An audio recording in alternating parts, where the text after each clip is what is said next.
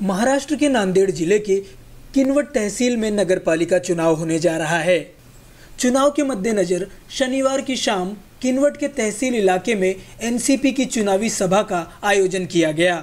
इस सभा में विरोधी पक्ष नेता धनंजय मुंडे समेत कई विधायक मौजूद थे। किनवट नगरपालिका चुनाव अब आखिरी चरण में आ गया है। सभी दल एक दूसरे पर बढ़ चढ़कर शक्ति प्रदर्शन करने में जुटे हुए हैं। शक्ति प्रदर्शन के अलावा पक्ष और विपक्ष में आरोप प्रत्यारोप का दौर भी जारी है। इसी कड़ी में किनवट तहसील इलाके में शनिवार को एनसीपी की ओर से जाहिर सभा का आयोजन किया गया। पिछले 15 वर्षों से एनसीपी के विधायक प्रदीप नाइक बहुमत से जीतकर यहां आ रहे हैं। उन्होंने कहा कि मैंने किनवट तहसील में पूरे 9 प्रभागों में 18 उम्मीदवार खड़े किए हैं, जिसमें से कई उम्मीदवार गरीब परिवार से हैं।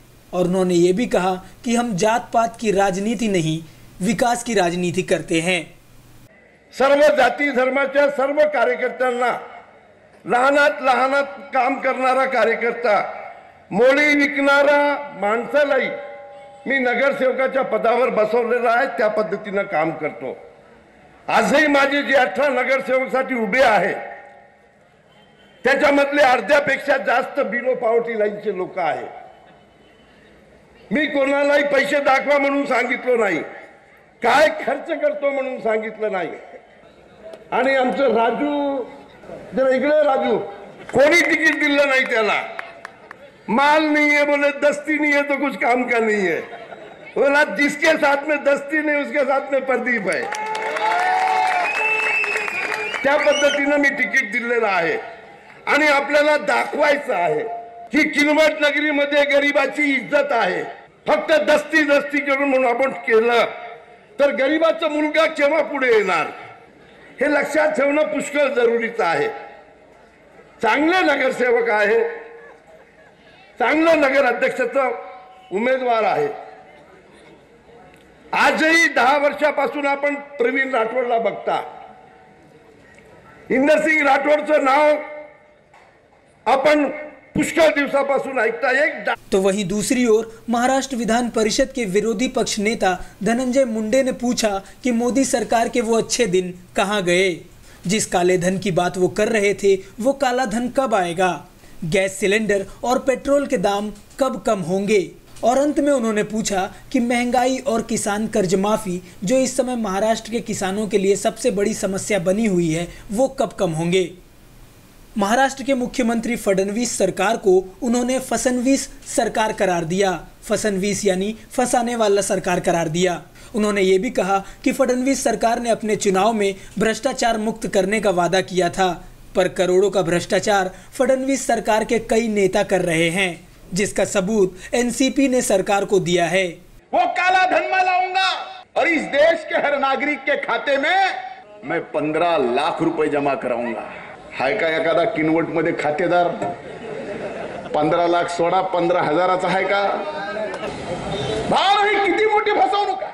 देशातल्या 125 कोटी जनतेला पंतप्रधान पदाचा उमेदवार ज्यावेळेस प्रत्येकाच्या खात्यात मी 15 लाख रुपये जमा करतो, हा विश्वास देतो आणि प्रधानमंत्रीच्या खुर्चीवर बसल्यानंतर मात्र 15 लाख एक जुमला था। पण हे किती नादाला लावायला नंबर 1 माणसं आहे।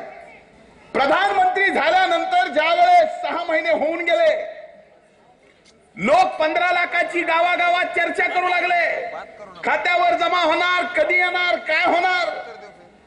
आता ही चर्चा देशाच्या प्रधानमंत्र्याच्या कानावर गेली। लोक चर्चा करायला लागले, लोक आपल्याला शिव्या द्यायलेत। एका दिवशी पंतप्रधान मोदी मन की बात मध्ये भाषण द्यायला लागले।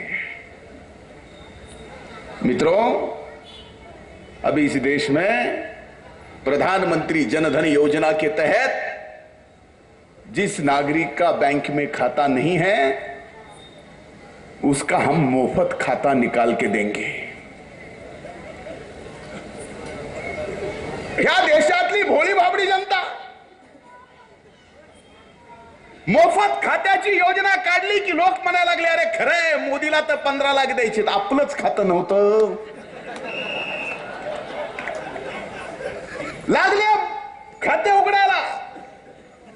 भाया मला नांदेडमध्ये काय झालं माहित नाही, पण आमच्या बीड जिल्ह्यात बँकेच्या शाखेत एकावर एक माणसं पडले. पोलिसांना लाठीचार्ज करावा लागला. फुकट तर बँकेत खाता निघाला नाही. खिशातले 1000-2000 गेले, पण ते खिशातले 1000-2000 गेले, खातं उघडलं, पण 15 लाखाचा त्याच्यात पत्ता नाही. काही जणाला आणखीन आशा आहे, आणखीन निवडणुकीच्या तोंडावर 50,000 का होईना येणार. बाबा हो, हात जोडून सांगतो, मला ह्या भाजपवाल्याचे खायचे दाखवायचे सगळे दात माहिती आहेत. हे येड लावतील आपल्याला, येड. काळा पैसा आला नाही. त्याच लोकसभेच्या निवडणुकीच्या काळात भारतीय जनता पार्टीने टीव्हीवर, पेपरला एक जाहिरात दिली, बहुत हो गई महंगाई की मार, अब की बार घ्या गोंधून. महागाईच्या जाहिराती कधी? ज्या वेळेस या देशामध्ये 55-60 रुपये किलोनी डाळ मिळत होती, त्यावेळेस भाजपचे लोक आपल्याला महागाई वाढली असं म्हणत होते. ज्या वेळेस या देशात 50 रुपये लिटर पेट्रोल होतं, त्यावेळेस भारतीय जनता पार्टीचे हे लोक महागाईच्या जाहिराती करत होते. ज्या वेळेस या देशात 450 रुपयांनी सिलेंडर मिळत होतं, त्यावेळेस हे भारतीय जनता पार्टीचे लोक आपल्याला महागाईच्या जाहिराती दाखवत होते. आता तीच डाळ 150 रुपयावर गेली आहे. आज तेच सिलेंडर 900 रुपयावर गेलंय. आज तेच पेट्रोल डिझेल 80 रुपयावर गेलंय. आज मात्र आपल्याला महागाई वाटत नाही. हे एवढे हुशार औलादी आहेत. मेरे प्यारे देशवासियों, मित्रों, म्हणत 450चं सिलेंडर 900 रुपयापर्यंत नेलं, तुम्हाला पत्ता सुद्धा लागू दिला नाही. इस तरह के कई सवाल करते हुए एनसीपी नेता ने एनसीपी के खाते में वोट डालने की अपील की. चुनावी सरगर्मी के मद्देनजर किनवट तहसील में आरोप प्रत्यारोप और वादे इरादे का खेल जारी है, लेकिन अब ये वहाँ की जनता को तय करना है कि वो चुनाव में खड़े किस उम्मीदवार के साथ अपना हाथ दिखाती है. ऐसे में किनवट तहसील की जनता को अब ये तय करना होगा कि वो किस उम्मीदवार के साथ अपना साथ जताती हैं. Rashid Fazlani, in 24 news, Nanded.